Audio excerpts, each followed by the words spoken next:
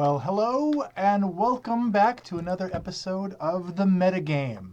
I'm your host, Chaz Marler, and we'll be starting up here with not only myself, but our good friends, the YouTube live stream chat. Because that's what The Metagame is all about. It's about having a discussion with the real-time chat, not only about talking about board games, but also sometimes talking about board games. And this time, we are going to be talking about just the little things, good and bad, that board game publishers do that maybe they don't think we notice, but we have noticed and have made a big impact, a big impression on us. So before I start off with my own list, I'm going to go pop over to the chat real quick just to make sure that we're broadcasting loud and clear. Oh, thank you very much, chat window. Speaking of windows, let me move some of these out of the way. All right, so excellent. And hey, since I want to be able to read the chat, let me get these bad boys on. I knew something was missing. There we go. Hey, now I can actually read what you guys are saying, which is great because this episode is going to be hopefully a little bit more of back and forth more often. Our last couple that we've done, usually the way the show goes is I give a presentation on a topic, and then we turn to the YouTube chat to discuss the questions about that topic or anything else that comes up by having people post their comments in the YouTube chat using the hashtag TMG for the metagame. Because what I'm going to do during when I go look for statements in the chat, questions and things in the chat, I'm going to use my web browser's search tool to search the comments for that hashtag, which will make them highlighted and raised to the top. And so if you have a question or a comment or a statement or anything that you want to have considered to be part of the show, use that hashtag in your statement, in your chat post. Of course, as always, I can't get to every single post in the chat usually, but I do try to go through the rest of the chat log after the show just to see anything that I might have missed so that hopefully nothing really falls through the cracks there. All right, so like I said, the last couple episodes have been kind of a big upfront type of presentation on the topic. So what I'm going to do this time is I'm actually going to break it up. I'm going to do one, then go over to the chat and back and forth a little bit more. So I'll have a little bit back and forth. So start posting your ideas in the chat with the hashtag right away, and we'll pop in there. And what we're going to be talking about today is going to be, like I said, the little things that board game publishers do that are maybe small things, maybe they took a lot of effort, I'm not sure, but they're little things that might have gone overlooked, but we've noticed and appreciated. And sometimes they might be bad things that we're like, yeah, you don't really need to do that. We as a collective board game community don't really care. It's probably not worth the effort. For example, the thing that started this whole idea for me was Relic Runners. Now, Relic Runners is this nice little game where you have everyone has an explorer, and you're running around this jungle board, going to ancient temples to explore them, to look for relics, and then running across the board to collect all of that relic and complete these little paths and stuff. And it's a neat little family game. It's fun, very colorful. The components to it are fantastic. Really neat plastic components. But the component that's included in the game that sparked my idea on this is the player boards. And let me move a couple things out of the way so I can make sure that I have this in frame. The player boards, here we go. Here's a typical player board from the game. And you can see it's got your space for your inventory. It's got kind of what you can do on your turn and everything. Space for your packing crates and stuff. And then a little picture of your character. But what they've done, which is the little thing that they didn't have to do, is each of the player boards is two-sided, with the one side being a male character, and the other side being the corresponding female character for that color. And they're all like that. There's greens. There's the other side of green.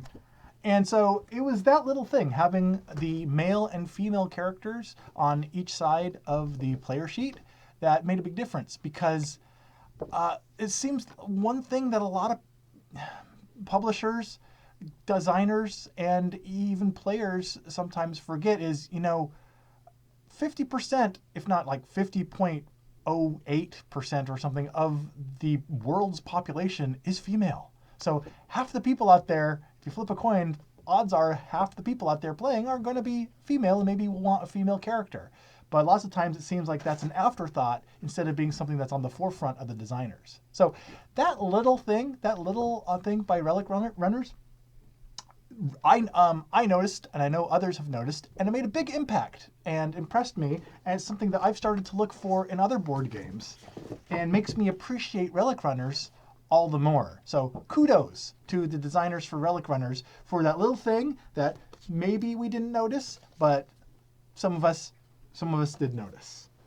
So that's the type of thing I'm talking about on my list. And so what I'm going to do real quick is before I get to the next item on my list, I'm actually going to pop over to the comments and let's see what people, let's see if anyone has any thoughts on this so far.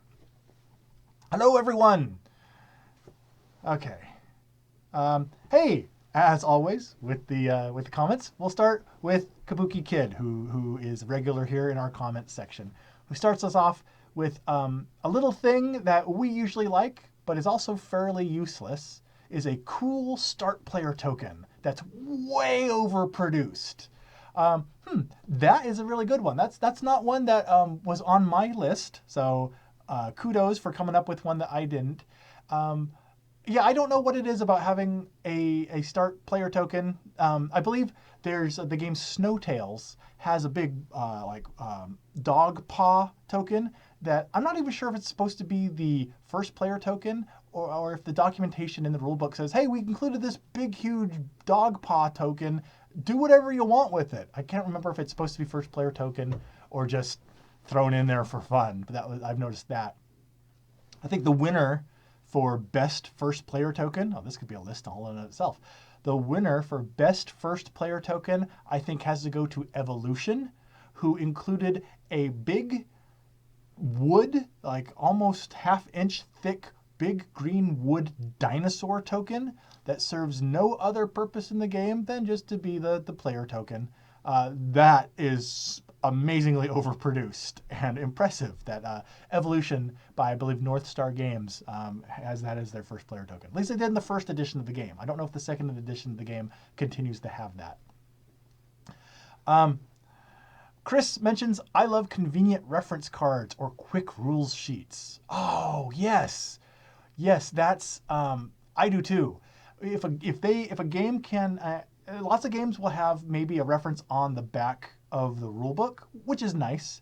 But when they actually produce something that is available for each player to keep on the table in front of them as a little reference sheet, that's fantastic. When the publishers go out of their way to provide that type of thing. Individual player reference sheets for use in the game is definitely a little perk in games that is really appreciated. Good one, very good one. And the comments jumped there, so I'm going to grab two more here, and then I'll continue on to the next item on my own list.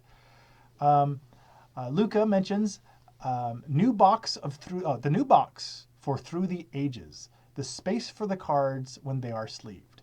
Something I've heard come up actually in a couple of QAs and stuff, people asking about that. If people care, if people care when a publisher leaves enough room for sleeved cards to be put into the game. Because sometimes you'll get a game and there'll be a slot for the cards, but the slot is only big enough for the cards. And if you sleeve them, they don't fit anymore.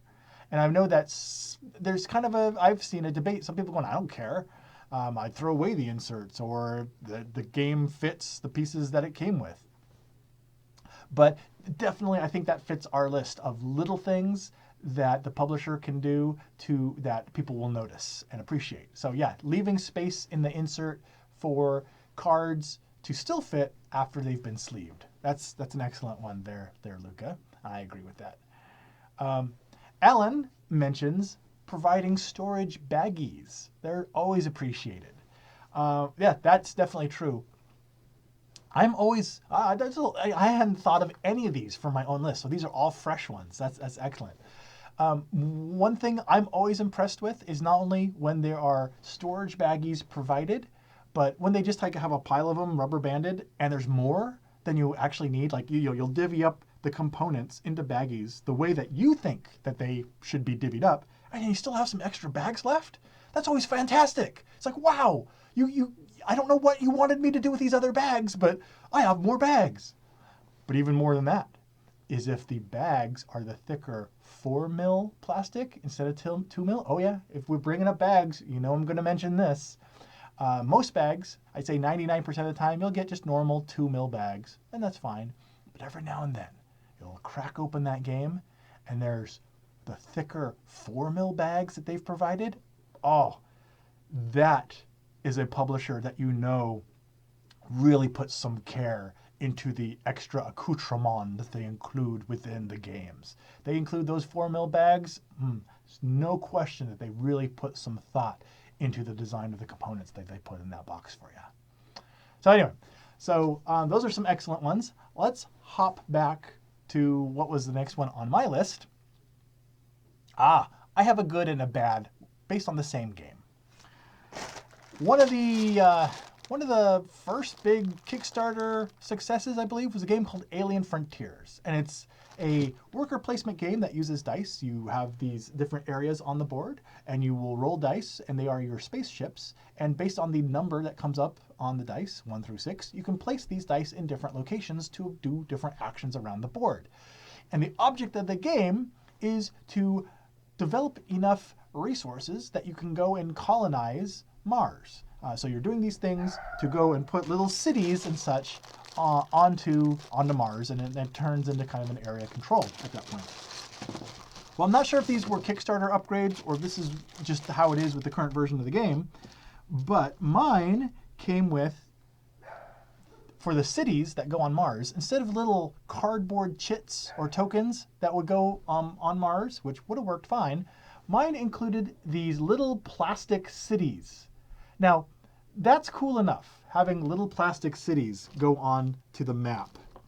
But what really stands out to me about these plastic cities is the fact that they not only made the plastic city, but to keep the kind of 50s and the 50s sci-fi vibe, they put these clear plastic bubbles over the cities, making them look like the kinds of cities you'd see from 1950s sci-fi literature and stuff.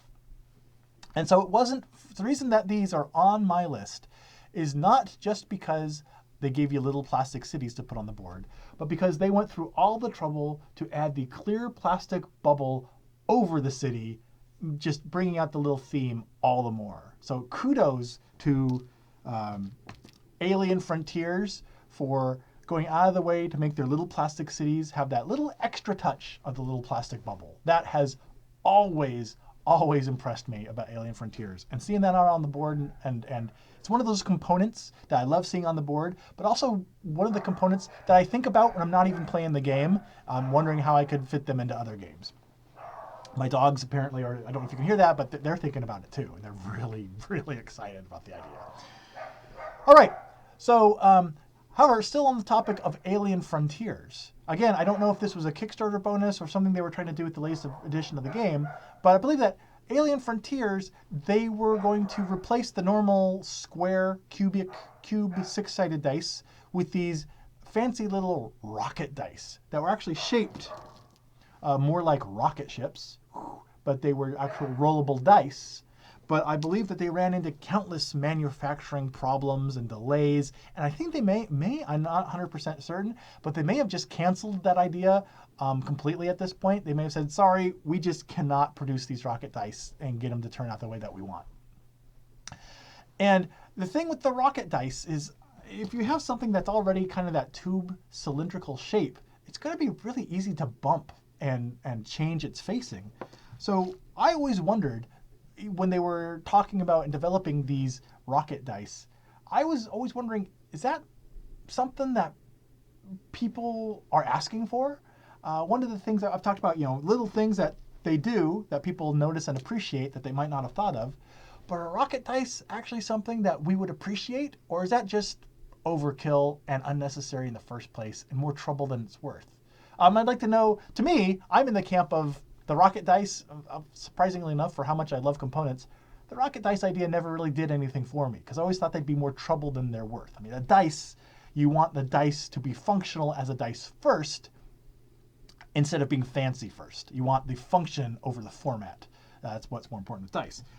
Things like components like little cities, oh sure, make them fancy and neat because they just have to be there looking like a city. You don't have to use them to accomplish anything like rolling a dice to generate a random number. So I'm wondering, am I alone in that train of thought? Am I the only one who was not caring about rocket dice, or are there other people out there that were really excited about them? And if you were, and you're following them, do you have more news about them that maybe I wasn't aware of? Maybe they didn't get canceled. I don't know. But anyway, so let me know your impressions of rocket dice. In fact, let me know all sorts of things because I'm about to pop back over to the comments to see what's coming up next. So let me refresh my search. All right. Well, I refreshed my search and then it cleared on me. There we go. Hi, search. All right. Next comment that we have here with the TMG hashtag, that brings them up to the top, is a big box. No, not that at all. Actually, a box big enough to also contain the expansions, even if it is the expansion box, which can then replace the original box and contain them all. That's a really good one. I would think that as a publisher and a designer, oftentimes I would think it's difficult when producing the base game in the first place to kind of know how many expansions and what expansions are coming down the road. Sometimes it's planned in advance, but sometimes you don't even know if the game has to sell really well for there even to be an expansion. So having the base box accommodate expansions, if the base box is too small for expansions, that doesn't really bother me. But I agree, when the expansions come out, and either I'm of the mind of either having the expansion be small so you don't waste all these precious resources with empty box area, but so either having the expansion boxes be small enough to house just the expansion, or like what you said, yes, definitely have the expansion boxes say, hey, you know what, this expansion box was made to hold the base game plus the expansions up to this point, and poof, there you go. I know sometimes what I'm seeing more and more, it seems like, is what they did with Smash Up, where they released a special box just to hold the game. No actual, like, maybe just a couple of game components in it, but just a box to hold everything that's been released up to that point.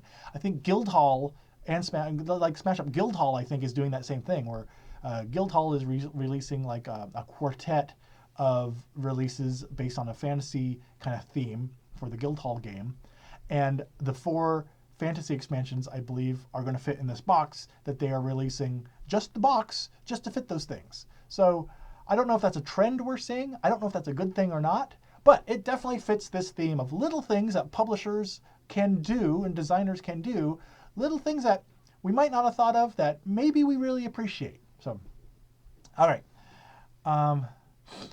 Chris asks, when will Carcassonne release a single box to hold all the expansions? Oh, that's an excellent question. I don't even know how big that box would have to be at this point. You know, we're going to have like a refrigerator box, you know, on our game shelf. Are we going to have the game shelves accommodate something that huge now? Because it's got to be at least as big as a microwave at this point. So I don't know. I think if there was a candidate, though, for some publisher to release a box that was an empty box, here, I'm going to sell you an empty box just for everything released to date, Carcassonne is probably also an excellent candidate for that as well.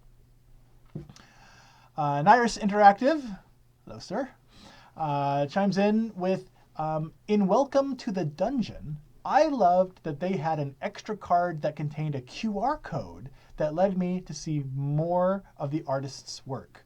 Oh, that is really interesting. That is a perk that I haven't heard of. I've heard of like having QR codes to like go to online tutorials and things like that. But having a QR code that simply goes to take you to see more of the artist's work, something that's not even part of the game itself, but just an added, thank you to the artist, that is really, really cool. So that was Welcome to the Dungeon. I'm going to have to track down a copy of that. I don't have a copy in my collection. I'm going to have to track down that and check out that QR code, because that is really neat. Having just a special extra portfolio from the artist available. Very cool. Kabuki Kid mentions one thing that's always appreciated is a great insert. That was on the short list for mine. We need to make like a top 10 list or something someday of the best inserts for games. I don't know if that's already been done by anyone, but one of my favorite inserts is the insert for Favor of the Pharaoh.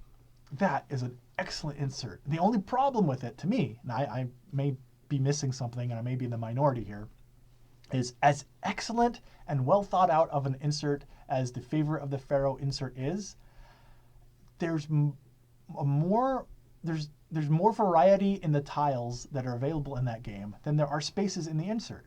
So I don't know how you're supposed to divvy up the tiles into the insert, so I end up just smashing them in there at random anyway. So an extra thing with Favor of the Pharaoh that would have been provided, and for any game that has more complicated, more sophisticated insert arrangements, is just a little cut sheet, a little pamphlet telling you, hey, here's the suggested way to put things into the insert. Because sometimes you'll get a game with an insert like that, and you'll go, this insert is great. How do I use it?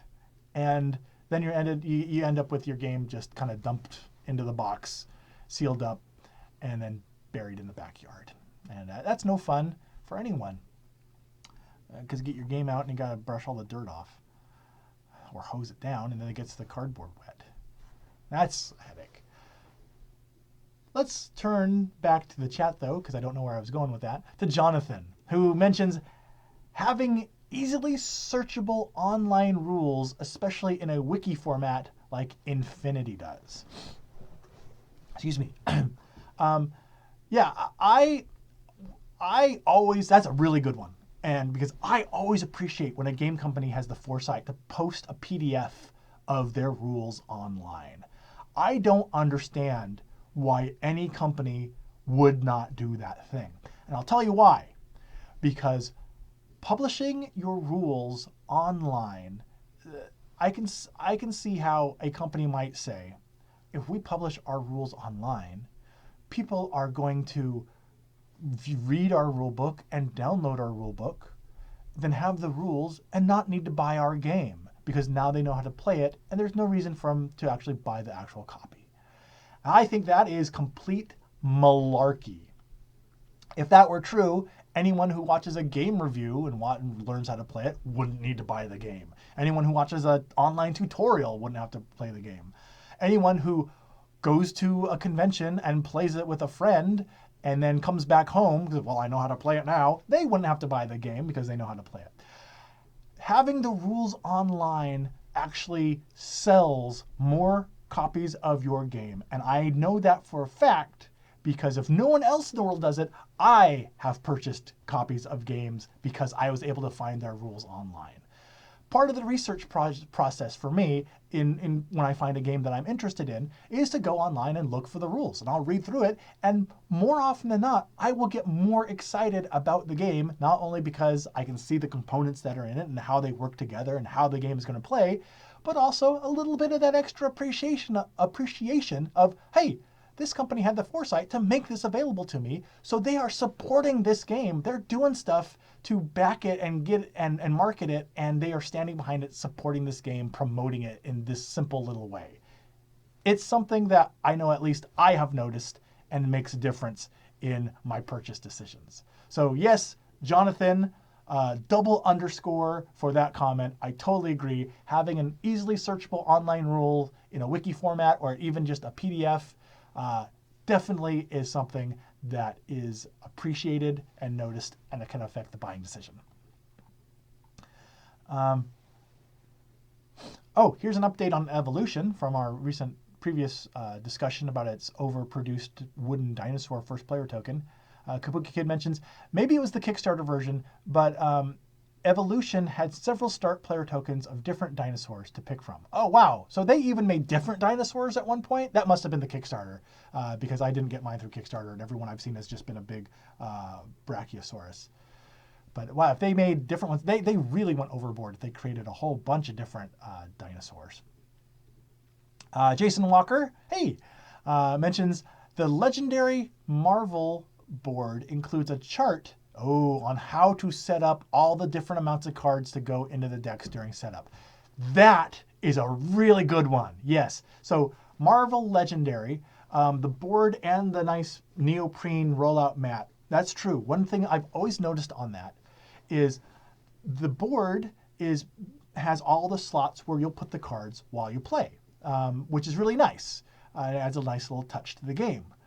But one extra thing that's on there is they have on the side, like Jason said, they have a little chart. It says if you're playing 2 players, you want this many cards because you have to build all the decks beforehand with different amounts of villains and henchmen and heroes and things in each deck. So they actually tell you if you're playing 2 players, grab this mix of cards, and for 3 players, you want this mix, and 4 and 5, and so on and so forth. And having that right there on the board, so you don't have to grab the rule book, it's right there on the board that you can unobtrusively, so you can help expedite your setup of the game. That is an excellent, appreciated little perk. So I definitely agree there. I have noticed that too, Jason. That was a good one. Robert's comment is about to be read as soon as I can make the comments go back to where they were. Welcome to the dungeon. Refrigerator. Robert mentions, I am repairing my refrigerator, and I would like your thoughts on using 3-in-1 hard start instead of an OEM compressor relay. Well, seriously, I think that Steve Martin said it best when he was talking about how just make sure that the gangling 7-inch wrench cannot be used with the tungsten sprocket.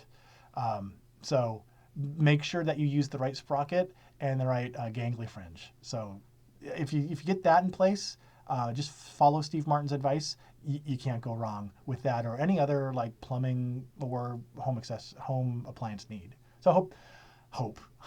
I'm certain that will point you in the right direction. So come on. If there's one thing I know, it's my gangly wrenches. Okay.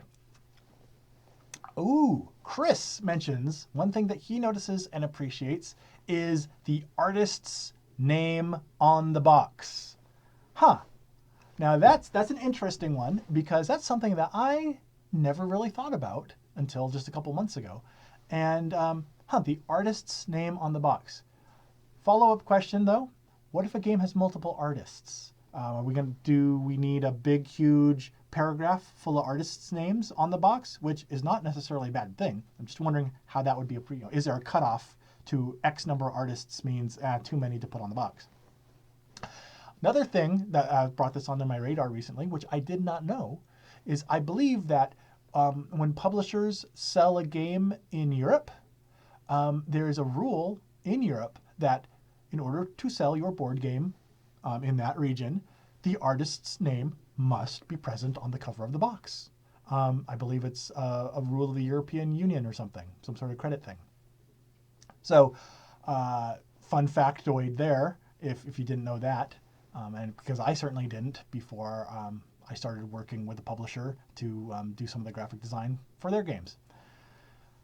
Okay, here we go. Robert has a follow-up question. This must be related to your refrigerator because you must have refrigerator-related food quandaries at the moment. Robert asks, actually, is this the same Robert? It is, okay. Robert asks, how ripe do you like bananas? That's an excellent question, and I'm going to take the time actually to answer this because the answer is quick. Another fun factoid is, for better or worse, I actually don't care for bananas. I don't know what it is about them. I cannot get my mouth to eat a banana. I just will, out of reflex, spit it out. So I think in my entire life, I've eaten maybe 1, maybe 2 bananas, just out of desperation for something to eat. But sorry, so how ripe do I like bananas? Not applicable in this situation. Sorry, Robert. Okay, let's get back to over here on my list. And let me tell you that another thing that I always notice and appreciate is the thickness of cardboard that goes into these components. And that I worried about putting this on my list because you could come across as kind of a component snob. And you know what? Maybe I am, because I demand things be my way, and if they're not, I'll shun them. And I don't know if that's the definition of snobbery, but one thing I always notice is the thickness of cardboard. And the two examples that I had for this, from my own experience, were Space Hulk from Games Workshop, I believe. And I guess I don't have very many Games Workshop games, but I guess this is kind of the norm, actually, for Games Workshop, having things overproduced. And I didn't grab any of these because they wouldn't show up on camera very well. But the thickness of the placement tiles, location tiles in Space Hulk, these things have got to be at least 1/4 of an inch, if not more, thick. These things are just super massive thick tiles that you put down on the board. And I've played some games where, you know, you have heavy, thicker paper location tiles, and they warp a little and they move around the board. Well, this is so overproduced that it's not only the opposite of that. Honestly, it's almost too much. Because these tiles are so thick and heavy, they're like almost plopping down pieces of wood on the table. But I'm not gonna complain, because they are appreciated and they made my list, but they are definitely so thick and so overproduced that the Games Workshop location tiles in Space Hulk were noticed and specifically noted for that by me. And I know other players as well. The problem with really thick cardboard, though, is if it gets too thick, it starts to fray, and you'll have like the cardboard tile, it'll start to fray and come apart kind of in the middle of it if you're looking at it from the side. So if you get the tiles too thick, they're going to get ruined, even after gentle use. So I think the Space Hulk tiles are right on that cusp of almost to that point, but mine haven't frayed yet, so that's great. Another thing, though, of thick cardboard that I've noticed is when a game's box that was me tapping a box and the dogs thought it was someone knocking on the front door. That was not smart. When a game's box is thicker cardboard, Alien Frontiers, and actually the one that stands out to me the most actually is Nothing Personal. The box for Nothing Personal has got to be the thickest, most sturdy, most fantastic cardboard that I have ever seen on any box. And it stands out to me so much that I noticed it from the very first time that I got the game. And there may have been a few times that as I'm putting games away on my game shelf or just looking through my game shelf for a game to play, I have picked up that game just to kind of feel the thickness of that cardboard and have a nice satisfied, yeah, that is a thick cardboard used on this box. That is cool. And then put it back on the shelf and continue on my way. I may or may not have actually done that in the past. So really thick cardboard tiles. That's the next one on my list.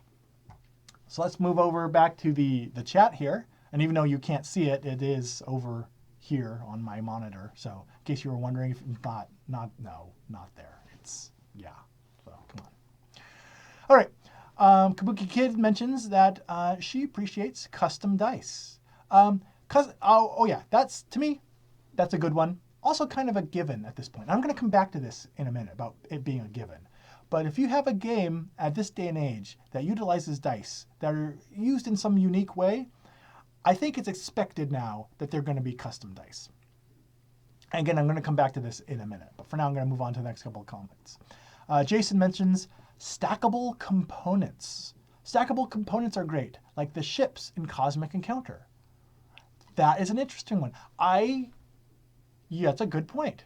I've never gone out of my way to look for a game that has stackable components and want that in a game. But I do know with Cosmic Encounter, with the little stackable flying saucers, that is something that every time I play it, I always think, that is so cool. And yes, so stackable components when you're playing are, as you mentioned, great. So that's a good one. I don't know of how many other, poker chips are a given, but I don't know how many other games actually have stackable components like that. They're specifically designed that way. That would be a good thing to find out if what other ones I might be not thinking about. You've given me so much to think about today. Or components that look like the resources that they represent rather than cubes, like in the new Robinson Crusoe versus the original Robinson Crusoe. Oh, that's a good one.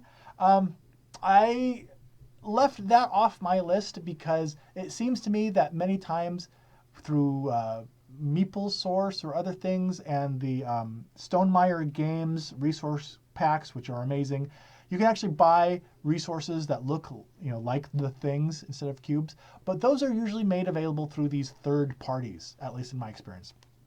And so I left it off my own list because I usually get those from third parties instead of them coming from, and I replace what came in the game itself instead of the game. So that is, though, I do love a nice customized component. That's a really good one. And I received confirmation that the rocket dice from Alien Frontiers were indeed canceled, which is too bad. Follow up. I doubt anyone asked for the rocket dice. I also don't care about them. I prefer regular dice with pips. Okay, so there's another vote for the rocket dice were kind of the solution to a question no one asked. So there we go. Let's see here. Double-sided game boards, where not just the player boards, but the board itself is double-sided. I believe Small World is a really good example of this one, because Small World, you'll have a different board based on the number of players, because it's very integral to the gameplay to have a certain number of territories available based on the number of players. Yeah, it's very important to the gameplay. So they'll have one side be for 2 players, another side be for 3 to 4 players, and so on and so forth. So instead of having extra boards, they just printed both sides of the boards with different maps. And many games have done that, but Small World, I think, is a really good example of that. And it also helps reduce the amount of stuff that you got to pack around, too. So double-sided game boards, that's a good one. Jumped a little bit here. Sorry. And here's a couple more, then I'll go back to the next item on my own list. Sacha mentions that she loves all the things that help with immersion in a game. Flavor text on cards, little stories in the rulebook and on the website, especially when tied to the artwork as well. The RPG player loves lore, L-O-R-E, lore. That is an interesting thing, because when it comes to flavor text, some people call it fluff, and little stories in the rulebook, I have heard 2 very different, distinct, polarizing opinions. Some people, such as you, Sacha, really like to soak in and have as much of that flavor text available as possible. Other people say, it just gets in my way of the game. Let me use my own imagination. Don't put flavor text in the rule book. That's just my way. I'm trying to learn the game. And I don't care about having flavor text. It makes all the text on the cards. You're trying to put too much on the cards, and it's getting in my way, and it's making the other text I need too small. Get that out of here. So to me personally, it depends on the game. There's some games that I think it's very appropriate for, and some games it's not necessary. So I'm not in the camp of always wanting it one way or the other. But I do know that flavor text like that is something that a lot of people do appreciate, and at the same time other people's unappreciate, disappreciate. What's the opposite of appreciate? Shun? I don't know. I think I should, though, sit here I should sit here until I figure it out. No, that's a bad idea. That's right. Okay. Instead, I'll continue on with the chat, which is over here. All right. Nyrus mentions again that the tab that makes shrink wrap cards. Oh my word. Yes, Nyrus, yes. The tab that makes shrink wrap cards easier to open. Do you know how many hours of my day that I have not only spent trying to find the opposite of appreciate, but also trying to open up a pack of plastic shrink wrapped cards that comes in a board game? Are you kidding me? The tags on my car have expired while I've been sitting there trying to open up some of these packs of cards. Sometimes you get the little shrink wrap things of cards and they'll have a little seam going around and you're trying to get that little seam with your fingertips, your fingernails, and you can't get it. So you'll get your teeth on there, and you try, the little shrink wrap goes up at the corner, right where it's shrink wrapped at the corner of the card, so you'll try to bite that with your teeth, and it just starts to stretch and everything. It doesn't rip. Then you got these weird little antler things hanging off your card decks, and it's still not open. But when you get a pack of cards that is shrink wrapped, but has that little tab with the little, you pull the tab and it just has a little wire in there, or plastic wire that goes all the way around, that just opens it up, and then you just pop one side off, grab the cards and slide the rest of the plastic off, and voila, you have your fresh, new, not chewed on, not ruined pack of cards available. That is one of the most fantastic experiences that a board gamer can have in opening a brand new game. So yes, Nyrus, 1,000 times yes, the tab that makes shrink-wrapped cards easier to open. That is definitely something that I know not only you, but other people out there appreciate when they open up a board game and they see that little bit of extra care taken into the packaging. Bravo. Good one. All right, let's move on. Before we move on to my list, because I have kind of a negative potential thing, let's go to one more negative thing in the chat, which is, how about a negative little thing? How about Fantasy Flight using generic and usually lame box inserts? If Favor of the Pharaoh's well thought out, designed, undocumented, but nicely pleasant plastic insert is one side of the spectrum, Fantasy Flight's just generic cardboard, rectangular, vomited out little inserts have got to be the other side of the spectrum. Now, I can understand that the purpose of Fantasy Flight's inserts are probably just to keep the components in place during shipping, just so stuff doesn't rattle around in the box. Even though one may be in the mindset of, why don't you just make the boxes smaller so that, just if everyone did that, we wouldn't have this arms race of box size that's full of empty air. That's not the point here that we're talking about. The inserts, I can understand them making the inserts that way just to protect the pieces during shipping. But they are definitely the butt of several jokes that I have made in inserts, and they never get kept. Favor of the Pharaoh insert, even though I don't know how to use it, I'm going to keep that insert in the box. It's one of the few inserts I've kept. Fantasy Flight inserts, though, they're removed out of the box before I even unpackage all the components. They're the first thing that just gets pulled out and thrown aside, because they are that worthless. So yes, there's a negative. That can be the quality of your insert. It can definitely be something that makes an impression on the people that are buying your games. Another thing that makes an impression is the next thing on my list, which is pre-painted miniatures. Now, the reason this is on my list is definitely a positive. But I remember when HeroScape came out. HeroScape was the first board game that I was aware of that came with pre-painted miniatures. And because I remember when I discovered that about HeroScape, I was blown away trying to figure out, did they actually have people paint these? Do they just have some sort of robotic assembly line process that's doing these? But I spent forever trying to figure it out. But the reason that can actually be a negative is that pre-painted miniatures, like custom dice, see, this is where I come back to the custom dice thing. Something that was once an unexpected perk, like pre-painted miniatures, can start to become more of a norm and start to become something that's expected in an expected feature of games. Now, a lot of games that come with miniatures, they're still not pre-painted. But I know there's always this pressure now that when a game with miniatures is being manufactured, the question always comes up, are they going to be pre-painted now?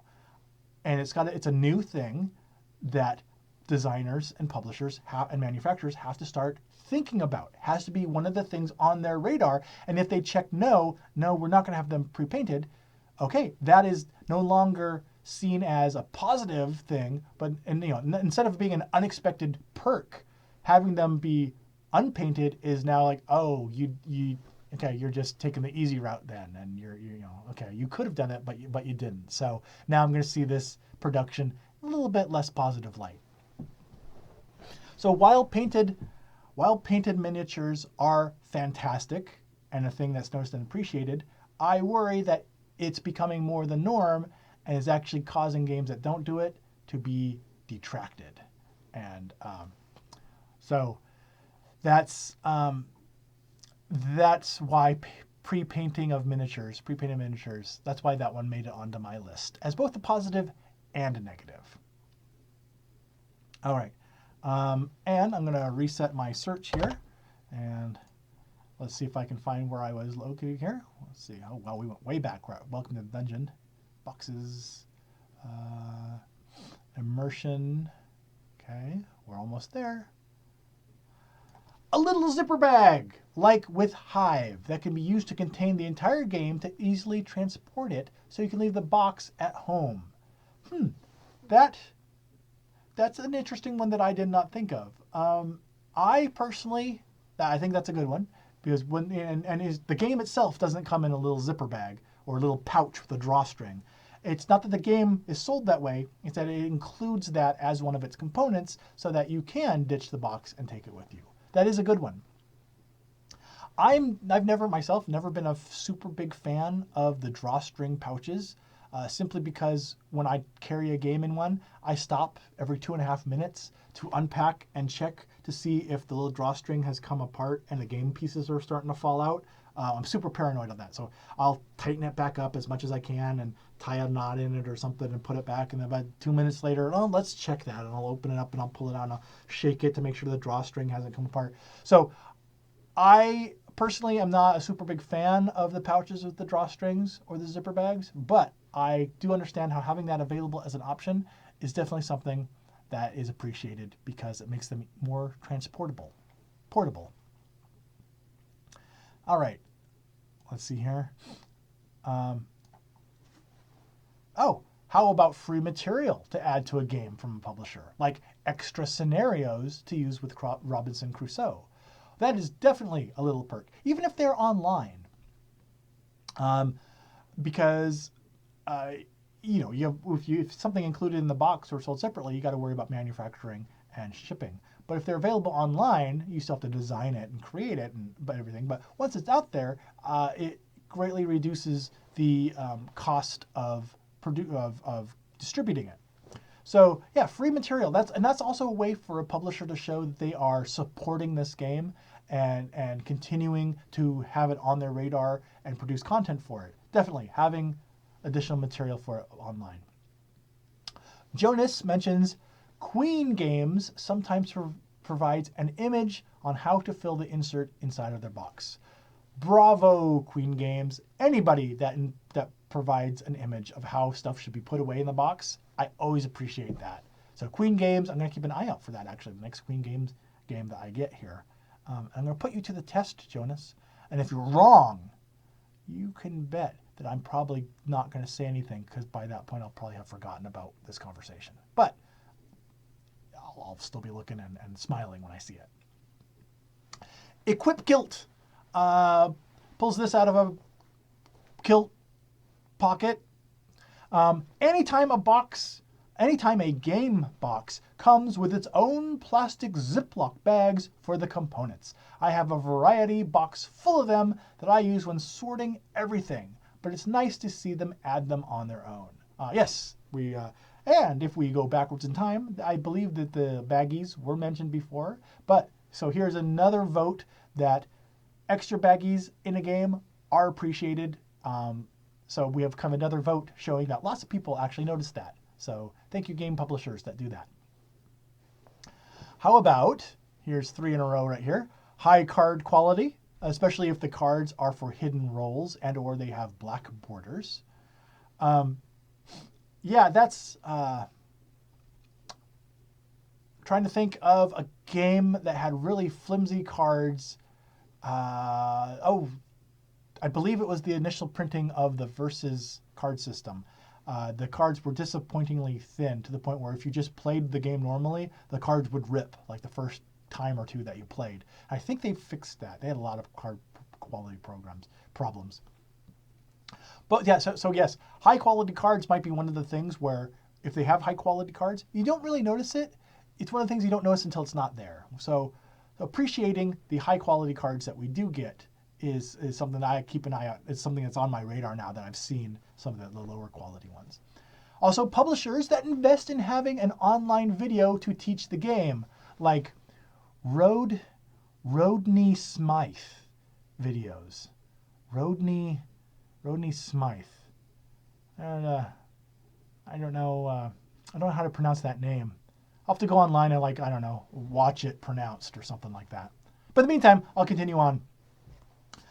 David mentions, with poor vision, I really notice the games that make the effort to be readable by players, with either large print or intuitive distinct icons. Small fonts make games difficult for me to play. Yeah, I totally agree with that. It seems like there have been more games published lately that have been utilizing a smaller and smaller font size, which I've worn reading glasses since I was in the 4th grade. But it seems that lately, last couple of years or so, especially within the last year, it seems like even wearing my reading glasses, some of the font sizes are getting really small. So yes, when a publisher, just like you said, when a publisher is cognizant of that, and better yet, uses very easy to understand iconography, that makes a really big difference. And I think is something that sometimes takes a lot of thought, because you have to change your design process sometimes, especially with iconography. You got to have that in mind from square one. But a game publisher that keeps that in mind makes their games so much more accessible. Which is another thing, before I go back to the last thing on my list, you mentioned, you reminded me of, publishers who are cognizant to make sure that their games are colorblind friendly. If at all possible to do this thing. I think I mentioned before that the biggest local convention that I go to here in town once a year, that most of the gamers go to, 10% of the people I play with are colorblind, it seems like. And I was always surprised that the portion of the population that was colorblind was that high. But after some research and some discussion actually on a previous episode, turns out that, yeah, that's about right for colorblindness, I guess. And I'm always surprised. It seems like every other game that we play, there's some issue where the colorblind person says, okay, I have to be this color in the game or else I won't know what color I am, or I'm going to need help playing this game because it's not colorblind friendly. I'm shocked at how many games still don't have that on the top of their checklist in production. So make your games colorblind friendly. That is definitely a thing that people notice and appreciate. But the last thing on my list that I wanted to mention of things I've noticed and appreciate was one thing that really surprised me. I love punching out components, and it's to me it's a relaxing thing. I'll get a new game and I'll punch out all the components on the board and I'll bag them up and I'll do little things, and it's just kind of a nice, relaxing part of the game opening process. But every now and then I'll get absolutely surprised. And I wanted to mention this because this was a game that I obtained at Origins just a couple weeks ago, Vikings on Board, which I actually interviewed. This is from Blue Orange Games. I actually interviewed the gentleman from Blue Orange, and he had the game out and we talked about it. And afterwards I was like, oh, that was really intriguing and kind of a neat family game. I'm going to go see about getting a copy of that.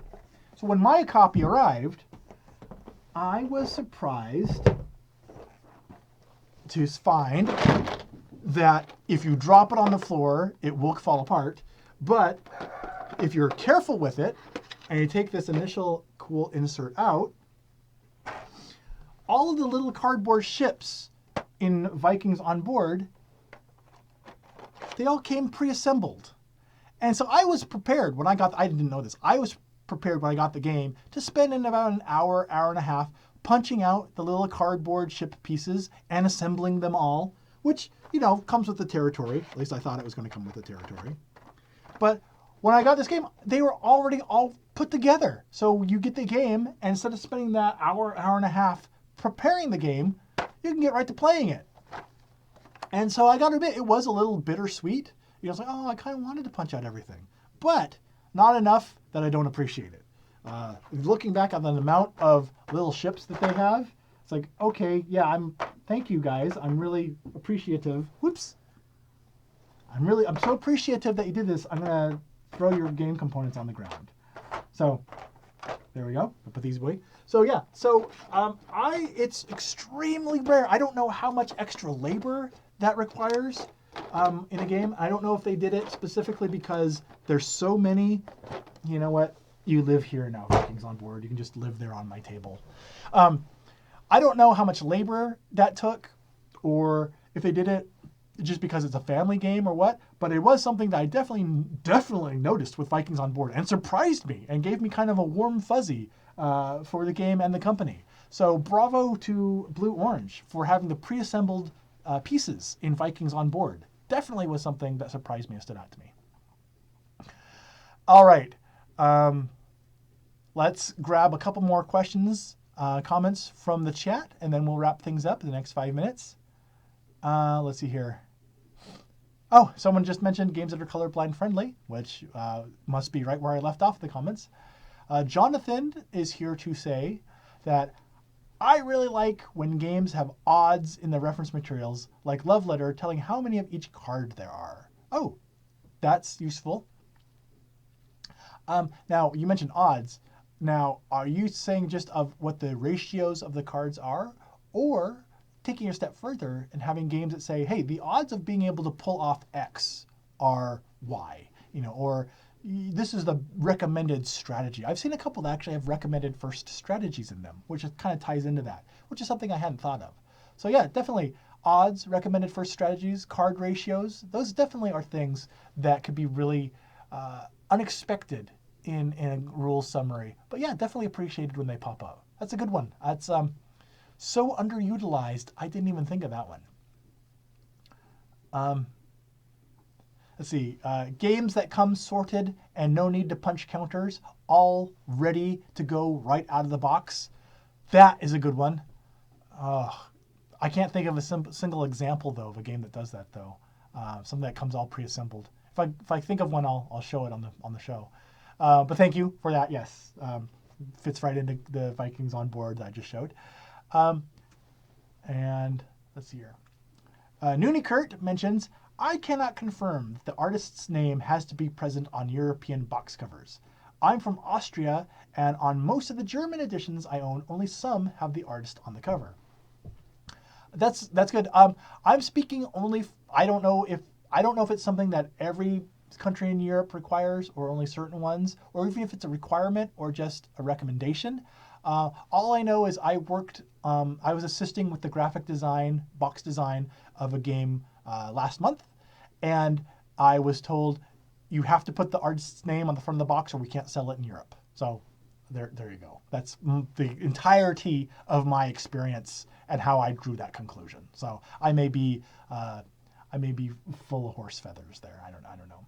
But let's grab a couple more comments here real quick. How about Don's statement of rule books that include gameplay examples so you can see how the rules work in practice? That's always a good. That is true. That is a good one.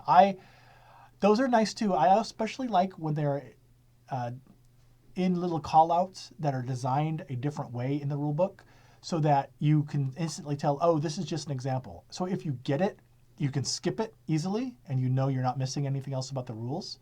And also, though, if you're like, yeah, I do want a clarification, you'll know, oh, good, here it is, and you can read it. I like not only having those there, but having them be designed a unique way so you start to learn as you're reading the rule book if you can skip that or not, based on whether you understand the concept or not at that point. Which brings up an incredibly important point, though. Do not put game critical rules in those little examples. Because when the people skip those examples because they understand the concept, they will skip those incredibly important rules. I have seen that a couple of times, and that is even more aggravating than a shrink-wrapped deck of cards without the little drawstring on it. So, yes. And Derek, I think we'll wrap up here with this statement from Derek, who says, try durian over banana. We're back to the bananas. Try durian over bananas. Just make sure you have it covered in sweet cream and sticky rice for your first go. Well, Derek, no. I cannot guarantee that I'm going to take your excellent advice, which sounds delicious, by the way, but I have grown so accustomed to not eating bananas, I am sorry, I cannot guarantee that I will take you up on your offer. But if I ever find myself incredibly hungry with that specific concoction in front of me, I will think back to you and your statement, and I promise I will greatly consider it. So, on that note, I think I'm going to wrap up this episode and go back to not eating bananas and not thinking about them. But in the meantime, until our next episode, I want to say thank you for joining me on this episode of The Metagame. And for more board game news and reviews and commentary, be sure to take your little mouse cursor and move it on over to the Dice Tower and Pair of Dice Paradise YouTube channels and subscribe to those for more of that content. And also follow us on Facebook and Twitter as well to keep the conversations going. Until we do all of those things collectively as a board game community unit, I just want to remind you, I've been Chaz Marler, and together with the comments section, we have been playing the metagame. Thanks. I'll talk to you again soon. Thanks so much for watching the Dice Tower videos. Find more great videos and reviews as well as our top-rated audio podcast at Dicetower.com. You can also find other great shows at Dicetowernetwork.com. I'm Eric Summerer, and you've been watching The Dice Tower. The Dice Tower is sponsored by Cool Stuff Inc., where you can find great games for great prices. Cool stuff in stock. Check them out at CoolStuffInc.com.